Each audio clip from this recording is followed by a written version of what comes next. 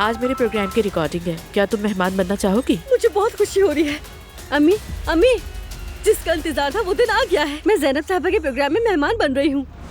जुल्फकार, जरा कैमरे के डिस्प्ले में देखो, कहीं मैं मोटी तो नहीं लग रही। खाने पर चलोगी मेरे साथ, लेने आऊं तुम्हें? क्या अभी? बस जल्दी से शादी करो और खत्म हो जाए, ये मसला खत्म हो जाए।